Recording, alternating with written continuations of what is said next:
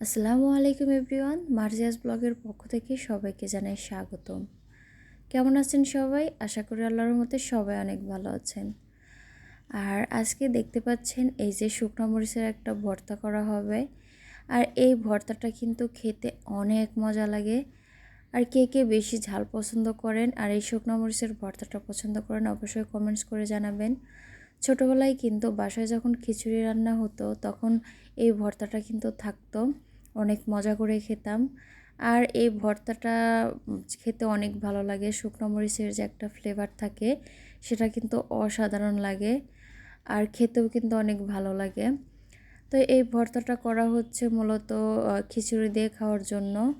আর খিচুড়ির সাথে এই ভর্তা মানে যা লাগে, যারা খেয়েছেন অবশ্যই জানবেন। আর এই ভর্তা এই মরিচ দিয়ে কিন্তু আরেকটা ভাত মাখানো যায়। সেই বাসি ভাতটা মাখালে কিন্তু একটু নরম নরম হলে সেই ভাতটা মাখানোর পর খেলে কিন্তু অনেক মজা লাগে। তো যাই হোক, এখানে আমরা ভর্তাটা করে নিচ্ছি। আর এই ভর্তাটা পেঁয়াজ তারপরে রসুন দিয়ে করলে আরও বেশি মজা লাগে। রসুনের যে একটা কাঁচা গন্ধ আছে সেটা কিন্তু আমার কাছে খুবই ভালো লাগে। আর এমনিতেও আমরা জানি রসুন কিন্তু হার্টের জন্য অনেক উপকারী। কাঁচা রসুন খেলে কিন্তু হার্ট অনেক ভালো থাকে। তো যাই হোক, এখানে মরিচটা কম হয়ে গেছিলো যার কারণে আরেকটু নেওয়া হলো, যেহেতু পেঁয়াজের পরিমাণটা একটু বেশি আছে। তো এই তো আমার মাখানো প্রায় কমপ্লিট। এখানে একটু সরিষার তেল দেওয়া হবে। সরিষার তেল দিয়ে এই শুকনো মরিচের ভর্তাটা কিন্তু অনেক ভালো লাগে খেতে। তো এখানে পরিমাণ মতো তেল দিয়ে নেওয়া হলো। আর এই ভর্তাটা এখন আমরা খিচুড়ির সাথে খাবো। এই তো ভর্তাটা কিন্তু হয়েও গেছে। আর ওই যে বললাম রসুন দিলে কিন্তু টেস্টটা একটু বেশি ভালো লাগে। আর এই যে আমার খিচুড়ি রান্না, এই খিচুড়ি রান্নাতে কিন্তু কাঁঠালের বিচি দেয়া হয়েছে। কাঁঠালের বিচি দিয়ে কিন্তু নর্মালি এই খিচুড়িটা রান্না করা হয়েছে।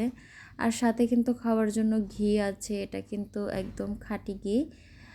তো এখানে ঘিটা একটু নিয়ে নিলাম আর এখানে হচ্ছে মরিচ ভর্তাটা নিয়ে নিব। এইভাবে খেলে কিন্তু অনেক মজা লাগে। কারা কারা এইভাবে খান অবশ্যই কিন্তু কমেন্টস করে জানাবেন। আর আমি সবাইকে অনুরোধ করব, যারা আমার পেজটি এখনও ফলো করেননি প্লিজ পেজটি ফলো করে দেবেন এবং লাইক কমেন্ট শেয়ার করবেন।